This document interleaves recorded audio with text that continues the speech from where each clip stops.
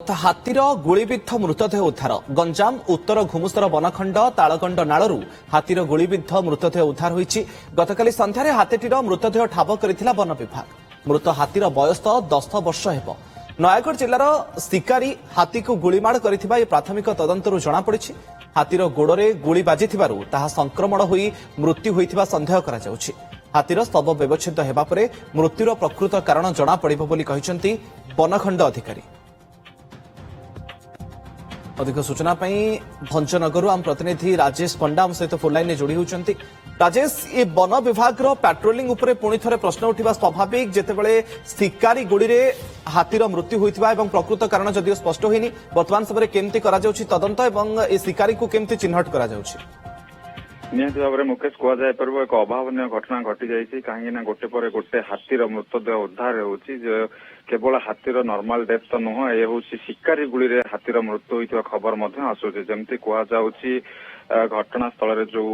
उत्तर घुमुसर बनखंड तारासिंह वनांचल अधीन जो घोगड़ जंगल रही घोगड़ जंगल भितर गोटे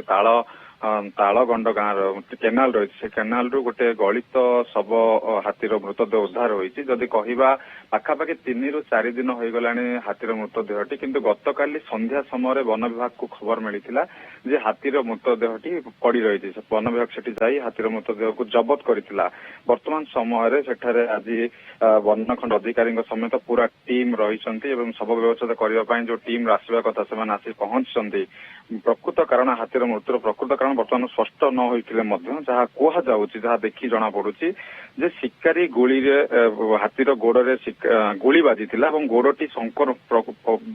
अधिक परिमाण संक्रमित हो जाता जहाँफल तार मृत्यु होता खबर कहुच्छी गोड़े गुड़ीविध चिन्ह रही प्रत्यक्षदर्शी देखी अंपटे जदि कहवा वन्य जंतु शिकार को लोके अबाध ग्रहण करुँच वन्य जंतु शिकार को कहीं मानु ना जहाँफल अबाध वन्य जंतु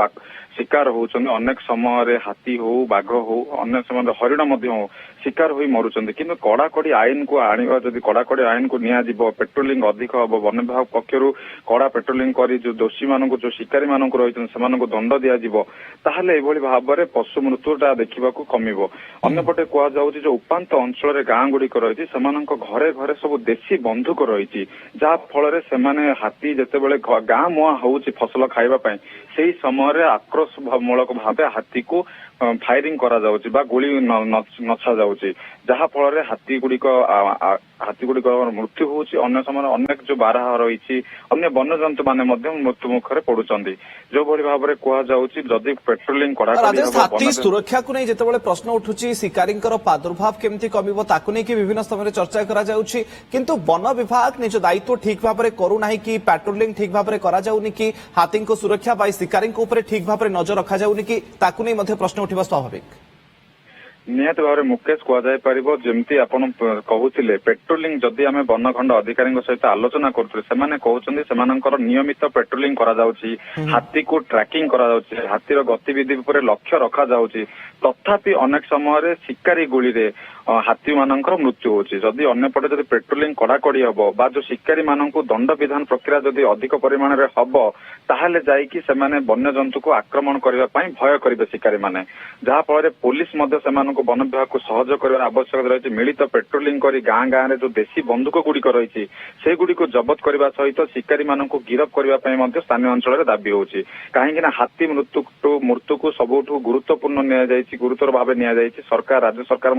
हाथी सुरक्षा कोटी कोटी टंका खर्च करुँच हाथीर खाद्य पानीय जंगल में विभिन्न प्रकार फल गछ लगाउछ कोटी कोटी टंका खर्च करुँच किंतु वास्तव में गंजाम जिला जदि कथा कहवा उत्तर घुमुसर वनखंड में अनेक हाथीर मृत्यु होलानी पाखापाखि जदि आम 2 वर्ष भितर जदि कहवा 2 वर्ष भितर पाखापाखि 20 ରୁ अधिक हाथीर मृत्यु होता खबर आसूची। मुकेश व्यवच्छेद रिपोर्ट आसिलानी कि जे प्रकृत कारण कौन संक्रमण हुई हाथीर मृत्यु होईछि कि कौन कारण कहुच्छे वर्तमान समय पर्यंत कौन एक्शन बा तदंत करा जाउछि घटना निहती भाव में प्राथमिक तदंतरु जहाँ अनुमान करा जाउछि हाथीर गोड़े गुड़ी बाजी जहाँफल संक्रमण हो तार मृत्यु होईछि किंतु वर्तमान समय जो